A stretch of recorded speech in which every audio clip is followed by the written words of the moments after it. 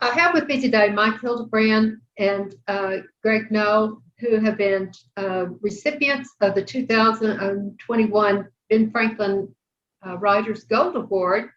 And we'll learn a little bit more about the book that they wrote in just a moment. But Greg and Mike have been valued resources for training in hazardous materials for some time. And I congratulate you for taking the initiative to become a source that people can rely on, and thousands of people look to you for their training materials on this topic.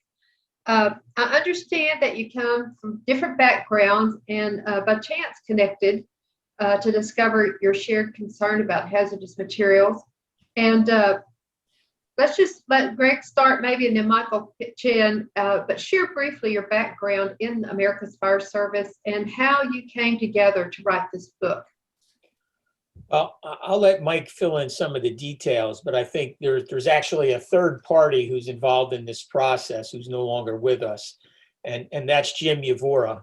And Jim was really the common linkage that brought the three of us together. Jim was, in addition to being the co-author of the first editions of Managing the Incident, was quite a guy in the fire service publication industry on his own. Jimmy served as the executive director for emergency care by Grant and Murray going back into the 70s, was the producer of Alan Brunacini's Fireground Command textbook, as well as other products. But he has a legacy on his own. And, we lost Jimmy far too early back in 1988, but he's the guy who really made it happen. And Mike, you can fill in some of the details there. When I got out of the Air Force, I was a part-time instructor at the Maryland Fire and Rescue Institute. And Jim had worked there as a full-time instructor. And prior to that, he was employed he left there and went to work for the Robert J. Brady Company. And long before any textbooks were out there, it was pretty much the Oklahoma State University Fire Protection Publications and Robert J. Brady Company. So all of the early fire science textbooks came out of the Brady Company. Mr. Brady Sr. was a real pioneer in that regard, and he recognized good talent when he saw it, and Jim was talent. And he brought him George Dodson, who was a photographer on our early edition, and Don Sellers, who was a certified medical illustrator. Don worked on at least over 100 books, including the one Greg mentioned, Grant and Murray's Emergency Care, which was one of the first books out, and it sold over 1 million copies. So Jim was trained as a journalist, and he developed an interest in the fire service early on. So he managed to develop a really great career path, combining his education as a journalist and as a writer and the fire service. And it was through the MIFRE connection that I actually met Jim. And it was Jim Yavora that actually introduced me to Greg in 1979. At that time, I was working for I was on the staff of the International Association of Fire Chiefs. And we had our annual meeting in St. Louis, Missouri. And they had an affair in the evening, a meet and greet, and it included a barbecue. And I saw Jim in the barbecue line, and Jim, he waved me over and said, "Hey, jump in line here. I got a guy I want you to meet." And it was Greg Knoll. Never heard of Greg Knoll, never saw him before. And the rest is history. That was well over 30 years ago. And so Greg and I started talking about what we did, and Greg taught hazardous materials at Iowa State University. And I was very interested in that topic, and I studied under one of the great ones, Ludwig Benner Jr. at Montgomery College, and it ended up doing an internship for him at NTSB. And then from there, parlayed that into a job. And so when I mentioned Benner, Greg already knew who the guy was. And so Benner was kind of cutting edge hazmatology in those days. And Greg and I just did this Mr. Spock mind meld thing. And we started talking hazmat, and we really hit it off pretty well. And that was the beginning of a beautiful partnership between Yvora, Noel, and Hildebrand. You know, and another name that played a key role, the guy who introduced me to Jim Yvora was Doug Williams. And Doug also worked at the Brady business, and then ultimately worked at the National Fire Academy, retiring as the chair for the Fire Investigations Program. And Doug passed away about 1.5 years, 2 years ago. But it's interesting how these little linkages all come back together.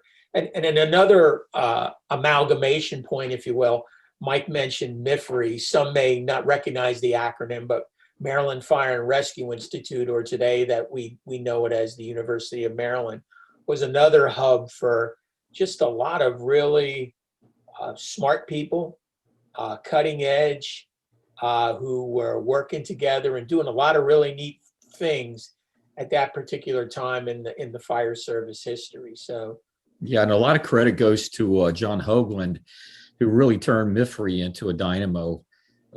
He was well connected in the fire service, and you know, when you first met John, he was very conservative, but he had this talent for finding talent and bringing them in and letting them and turning them loose.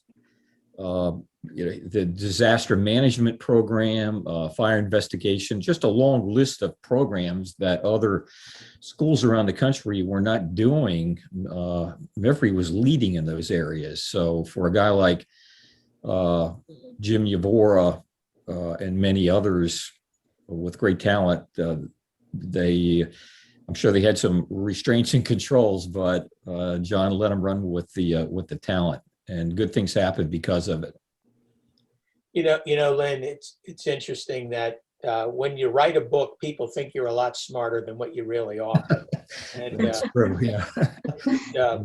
Yeah. I think if there's anything that we've learned is that, number one, anybody can write a book.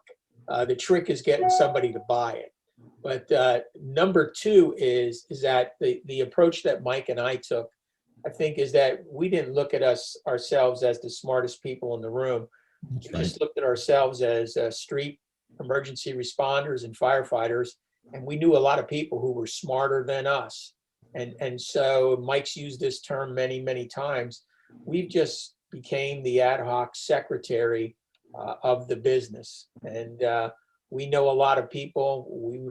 We're fortunate to have a good ability to write, but you know, you write some things down and you send them out to people and say, what do you think? And sometimes they come back and say, boy, that's great stuff. And other times they say, what are you thinking? You know, so having that, I'll use the term murder board process to writing, really ultimately leads you to a good or a better product.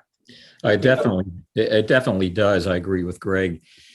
I think one of the things that sets our textbook out from other books is we really believe in the third-party review process. If you look at, we're now working on the 5th edition, believe it or not, but if you look back at the previous 4 editions, there must be at least 200 individual technical reviewers over the years. Each book might have 30, 50 people that we know and respect. And they come back with critical comments. I mean, most of them are firefighters, some of them are law enforcement, doctors, health care officials. But if you ask a firefighter for an opinion, you're going to get one. and we had a lot of opinions, some of which we didn't agree with. But yeah, the third-party review process does 2 things. It makes your work product better, and it takes your ego down a couple notches. It's great to hear you share how your network over time and your respect for peers who agreed or disagreed were key factors in your success in writing this. What was some big challenge that you had to overcome in writing the book? Greg? Well, I think the first thing is you don't set out, we didn't set out to write a book. The book was really at the end of a process.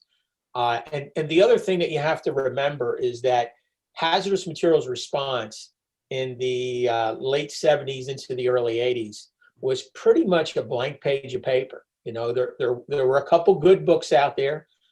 Gene Carlson and Warren Isman had their hazardous materials book through Glencoe Press. That was the text that I used when I was teaching my college class. And there were a couple others, but for the most part, the information that was out there on hazmat emergency response was either coming out of industry or was coming out of the EPA world. And it was not necessarily a one-to-one relationship. You know, their requirements, their needs, their background, quite frankly, was a little bit different than what we were looking at in hazmat emergency response. So, you know, if we could give you the Cliff Notes version of the process, we were fortunate to be in Prince George's County, Maryland. Make no mistake, because under the guidance of Chief Jim Estep and Deputy Chief Steve Edwards, they really gave us an opportunity to say, hey, put down on paper what you think you guys can do and let's see it work. So we were truly a living laboratory, because we would go out and do things on emergency responses or even in training that sounded real good in the classroom, and we do them in the field and say, well, that's not going to work anymore. What do we go to next? So we were doing a lot of teaching together, and through that teaching process, that became the laboratory for sorting out what our thoughts were, but more importantly, what did people think of our perspectives? And people said, you know, you got to write this stuff down. So we did a series of articles in Firehouse Magazine on the 8-step process, which is the framework of our book. Mm-hmm. And that was kind of the foundational element that we built upon. And ultimately, that, if you connect the dots, that takes you to Managing the Incident, first edition. Yeah, Greg and I did, when Greg moved from Iowa State back east to the DC area, Greg and I started doing weekend classes, and that really was our early laboratory. And you have to remember that in the early 80s, there weren't any OSHA regulations. What we call a HAZWOPER today wasn't written yet. NFPA 472 wasn't even an idea. And so if you wind the tape back to when Greg and I started in the fire service in the 70s, it was really the Wild West. You know, today we have a sheriff, a judge, and a jury that we have to follow. In the early days, it was pretty much the Bureau of Explosives, and most large municipalities had a flammable liquids code. The Bureau of Alcohol, Tobacco, and Firearms didn't exist until 1972. So there really wasn't much guidance out there. And so it was a blank sheet of paper. I can relate so much to what you're sharing as a reflection of how my husband David, you know, is doing the same thing in some other areas. As you brought up the idea of the codes, I know that's one of the things as you update from edition to edition. How do you avoid just being driven by the code to making sure you haven't lost that emergency responder perspective on what needs to be taught? Well, I think Greg's background and my background are kind of similar. You know, Greg grew up in Reading. I grew up in Hagerstown, Maryland. They were blue collar working class towns where people really made stuff and could fix things and repair things. And so experience counted a lot. And I think Greg and I always go back to what works in the street. You know, what works. You can have something that, I mean, when I was a kid, I didn't even know what theory was. or what you would do with it if I actually had it. So I think we're both rooted in hands-on upbringings, and that's really been our experience. So yeah, it's important to understand the code and the regulations, and most of them were developed because bad things happen, and then we came up with a standard or regulation to fix that, but it still has to work on the street. Yeah, and I think, the there's an integration between what we do in the codes world or the consensus standards world and what we do in the training world. For example, when we wrote the first edition of Managing the Incident, there was no HAZWOPER and there was no NFPA 472.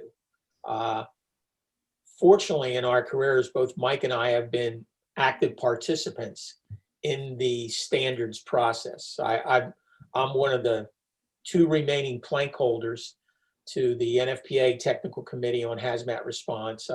I served as the chair for approximately 10 years. Mike has also been on the committee for a lot of years, as well as was involved in, for example, the Standards Council at NFPA. So we have a good perspective, if you will, for the importance of the consensus standards process, which ultimately takes you into the world of third-party review, which we've already talked about. Let me ask you one other question. What advice could you give an emerging young leader in the fire service training responsibilities who, might follow in your footsteps? So they're teaching it, they're seeing the need for something new. What would you say to them about how to be successful in that? What are your key 8 steps, you might say, in publishing? Well, my response would be first a recognition that everybody can make a difference. And, people look at us as rock stars sometimes in the hazmat world because we did all these writings and so forth. The reality is everybody can make a difference at whatever level you're working. If your world is that engine company or that truck company in your fire department, whether it's career or volunteer, what you do, how you mentor your proteges, all those influence the success of the organization. And one of the things to recognize is that, like a good friend of ours said, it's not like one day you were sitting at the street corner and the lucky bus came by. Usually, things happen because you've done a lot of work to take advantage of that opportunity when it presents itself. I remember the first article that I wrote was when I was at Iowa State University, and it was for Fire Chief Magazine. And I'll tell you, seeing your name in print for that first time was a pretty neat feeling. And so, we're now 30 years beyond that, but I think it's important to remember how you felt and pass that along to your peers and your subordinates. And again, I go back, everyone can make a difference at some level. Mike, anything you want to add to that? Yeah, I have younger folks come up to me and ask me, like, what's the key to success? And, they're looking for advice. And so here's a couple things that I like to lean back on. Well, first of all, show up. I mean, as brilliant as that doesn't sound, it makes a big difference. I mean, you have to make a commitment. You have to show up on time. You got to show up for work on time. And when you show up, be ready for work, be prepared, and do the best that you can. You got to show up at the conferences. You got to put your name in when they ask for who wants to give a paper. Don't be afraid to fail at that. Look for mentors. I had some really great ones that I'm extremely grateful for that made me a better person. And another thing, as basic as it sounds, is really early on, try to develop really good organizational skills. Taking good notes is extremely valuable, especially in the kind of work that we do, which is very technical. I learned early on working for Ludi Benner at the NTSB, which is an investigative body, the importance of note-taking. Some other things of value is, keeping really good records.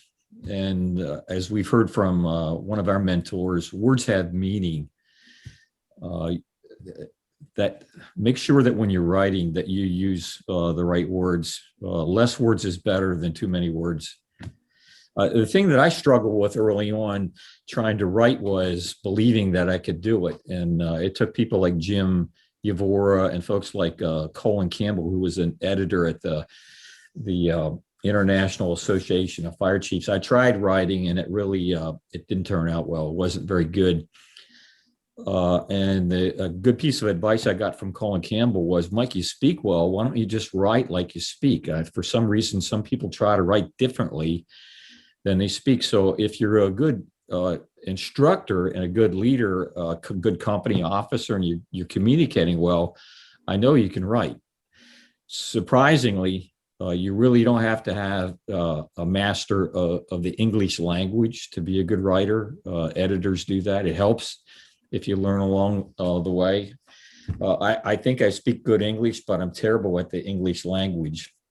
I tried to learn German when I was stationed in Germany, and I got pretty good at spoken German, but when I took it at the University of Maryland, I realized early on, I first had to learn the English, sentence structure, what an adverb is and a pronoun and a noun, and how do you put all those together. But, you don't have to know that stuff to be a writer. Don't be afraid to put something down on paper that you're good at and let it fly. Very good. Any closing comments you might want to share in terms of your commitment to supporting the National Fire Heritage Center's mission to preserve the history of America's fire service, and why you have taken that commitment yourself, serving in leadership roles or in a variety of ways? Well, I'm thankful for the National Archives. I'm thankful for museums, and I'm thankful for Grandma's attic. When my grandparents died and went through their attic, I learned so much about them that I didn't really know. And there was real value in that. And so I'm not saying be a pack rat and don't throw anything away, but historical archives have value. And what you save and what you archive now, you really can't look into the future too far and understand what the value of that is in the future. I know one of the things that the National Fire Heritage, what the center has in its archives is one of the logbooks from 9/11 from a fire station that responded to the Pentagon. Imagine 60 years from now being able to actually look at the source in the original handwriting and see what they were thinking or what they were going through. And that document puts you in the moment. You can watch a videotape, but seeing the real document to me has a lot of value. Greg, any thoughts you want to share? I would just say, I'm a student of history, particularly military history. But I think it was George Santayana said something to the effect of, those who don't understand the past are doomed to repeat the problems in the future. And so to understand where we are and where we're going, it's important to understand how we got to where we are. That can be a challenge sometimes. And sometimes in various roles and hats that I've worn, particularly like facilitating discussions, I'll ask a question.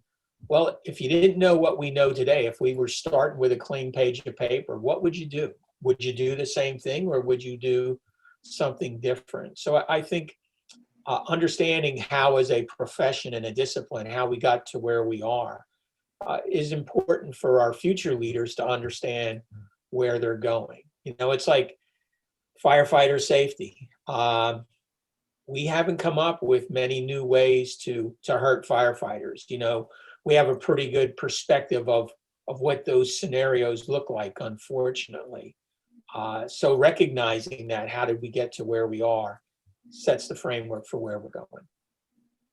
Very good. Well, I just compliment both of you for the leadership that you've given in this particular field, but into the profession as a whole, and the role model you have for the next generation for working together, put yourself aside and be a team to generate something that is critically needed at a time when others might not want to take the risk of putting their name on something that will guide others, and that's so critical for our future. As Mike has said, we know a lot of really smart people, and that's included your husband, Dave White, and Gene Allen, for example, if you want to go in the Wayback Machine. Yes, I can tell you many times we've had hundreds of firefighters in our house sharing slides and telling stories and asking tough questions. And I think that that's a real compliment to all of you in that generation, to not be afraid to ask questions and to focus on how to think more so than just memorizing for a test. Yeah, and just because it's in the book doesn't mean it's right. I always tell the students, challenge what's in the book, and better yet, go look it up yourself.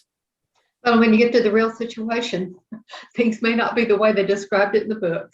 That's right. But still, we need those books to guide our thinking and to get us going. Well, I thank you so very, very much for taking time to be with me today and to share your story.